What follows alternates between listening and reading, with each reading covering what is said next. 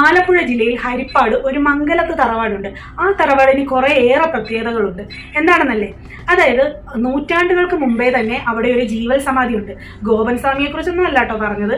അതുപോലെ വിവാദമുള്ള കാര്യമല്ല. ഇത് വർഷങ്ങൾക്ക് മുന്നേ ആൾക്കാരെയൊക്കെ വിളിച്ചു കൂട്ടി അവർക്ക് സദ്യയൊക്കെ കൊടുത്ത് സ്വയം നിർമ്മിച്ച ഒരു കുഴിയിൽ അവിടെ ഇരുന്ന് സമാധിയാകുകയായിരുന്നു. ആ ജീവൽ സമാധി ഇന്നും അവിടെ ഉണ്ട്. അവിടെ വന്ന് തൊഴുന്നവർക്കൊക്കെ വലിയ വലിയ വഴിപാടുകളോ അങ്ങനൊന്നുമല്ല. അതൊരു കുടുംബമാണ്.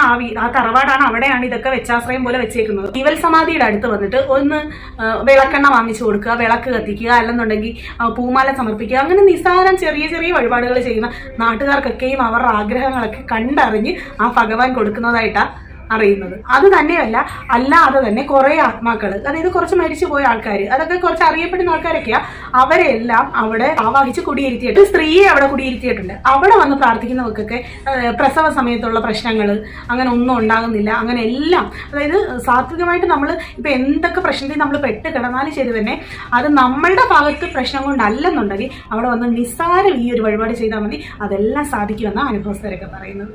പിന്നെ ഇത് പെട്ടെന്ന് അങ്ങോട്ട് പറഞ്ഞു തീർക്കാൻ പറ്റുന്ന ഒരു കാര്യമല്ല. ഇതിന്റെ ഒരു നല്ല ഡീറ്റെയിൽഡ് വീഡിയോ, അതിന്റെ വിഷ്വലും അതിന്റെ കാര്യങ്ങളും ഒക്കെ ആയിട്ട് രാജീവ് ആനാരി എന്ന് പറയുന്നത് നിങ്ങളുടെ യൂട്യൂബ് ചാനലിൽ കിടപ്പുണ്ട്. താല്പര്യമുള്ളവരുണ്ടെങ്കിൽ അതൊന്ന് കയറി നോക്കിയാൽ മതി. ഡീറ്റെയിൽസ് ഒക്കെ അതിനകത്തുണ്ട്.